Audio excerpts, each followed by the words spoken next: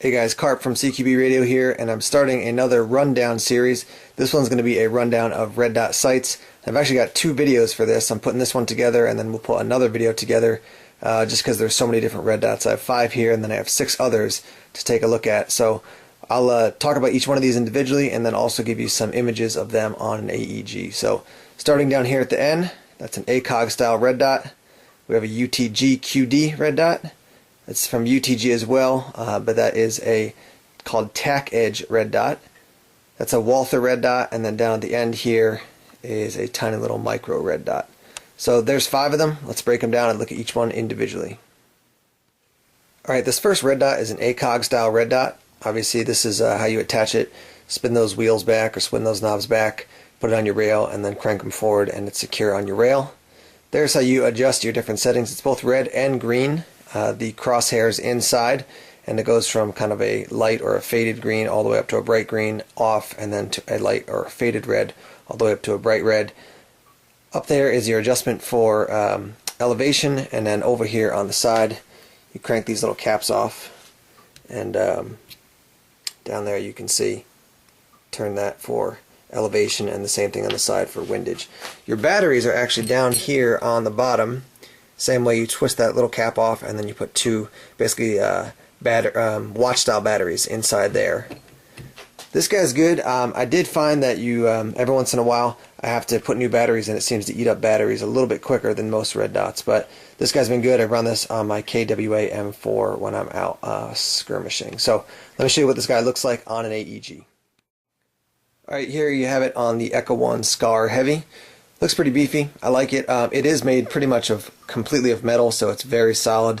And I would show you what the crosshairs look like, but unfortunately I was working on this video and just doing some editing, and I left the power on, and it killed the battery. So some other time I'll see if I can get a video up just to show you briefly what that what those crosshairs look like if I get a chance. So that's what it looks like on an AEG. Let's move on to our next red dot. Next up is this UTG red dot, and I like this guy a lot. A couple of features on this guy that are worth noting. Obviously you have the lens covers there. They snap down and protect the inside lens. You also can see here that there is green, and underneath that is red, and it goes from bright green down to a faded green, and then bright red down to a faded red. So you got 2 different options. The actual reticle inside is a dot. It's not a crosshairs.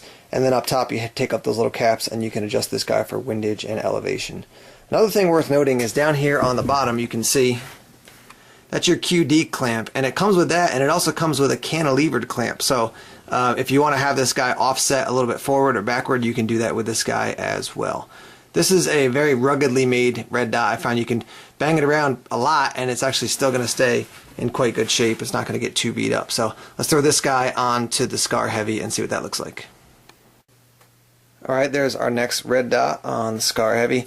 Again, with this QD mount on the bottom, it's really nice and easy to just pick up if you want to move it way forward on the rail or way back on the rail. Simple to do with this guy, so you don't have to worry about having any kind of tools or anything like that. So pull that little lever, move it where you want, and then clamp the little lever down, and you are good to go. Alright, that's the UTG red dot. Let's move on to the next one. Next up is this tack edge red dot. It's made by Leapers, which is the parent company for UTG. Pretty similar to the other UTG. Obviously you have your red and green dot adjustment on the side there. Again, goes from light to brighter, and then off, and then light to brighter for the other color. So both red and green there. Easy to put on. It's got this bar style QD mount there. So you twist those 2 guys off, put them on your rail, twist them on, and you're good to go. Up top, your adjustment for windage and elevation. In the background, you can see the lens covers. I like this guy because it's got the sunshade. That's kind of a cool look, and it is a little bit longer. It's going to be about 5 inches, 5.5 inches from end to end.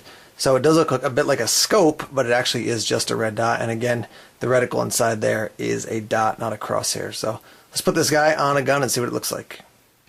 Just to mix this up a little bit, I put it on the Echo 1 shotgun, and definitely kind of an interesting look. That you have any kind of optic on a shotgun, period. But I think this is kind of a cool red dot. I usually run this on my VFC M4, which I'll show you what it looks like on that one in a second as well. But easy to attach, And I would say it's about middle of the road as far as where it runs. The next Walther red dot we're going to look at definitely rides low. This one kind of rides right about in the middle, and obviously something like an ACOG rides up much higher. So let's take a look at this guy on the VFC M4.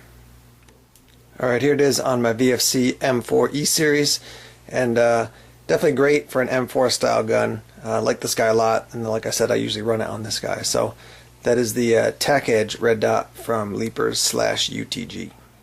Alright, next up is this Walther red dot, and I got this for review a while ago, and the thing I really like about it is super low profile and very compact. The other cool thing, you can kind of see it there, is that it's kind of got a red tinge on the inside of that front lens, which is just something kind of unique.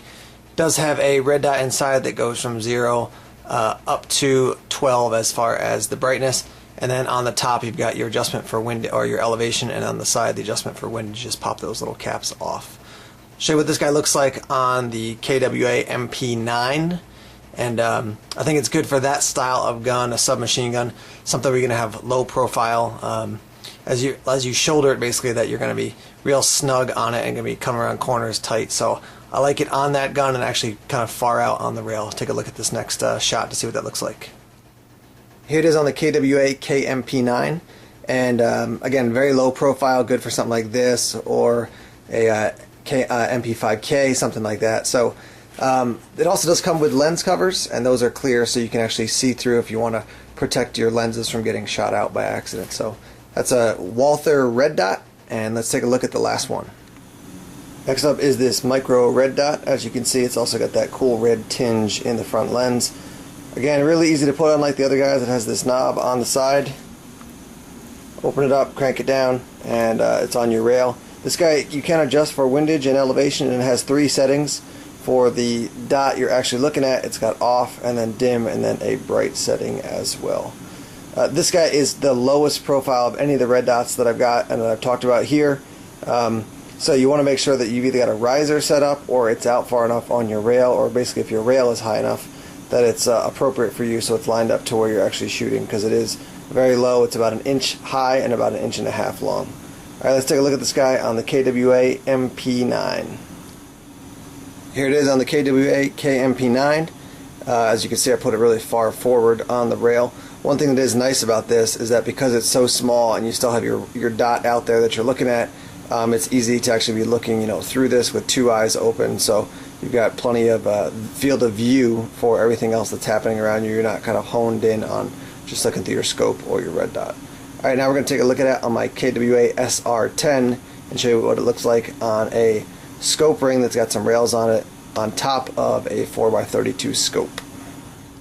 Alright, here's my KWA SR10, and if I zoom in here and show you what the scope looks like, obviously we have the Leaper scope underneath and then the red dot up top, and you can see that little rail there. It's a tiny little rail. There's one on that side, one on the other side, and then one up top, so you can put a bunch of accessories up there. But this offers you the option, like I said, for long range and then shorter range engagements. So there you go, a bunch of different red dots to look at, and I talked about them, and I'll have another video coming up with a bunch more red dots. So thanks for checking out this rundown. This is Red Dots Part 1. This is Carp from CQB Radio signing off. Keep on firing.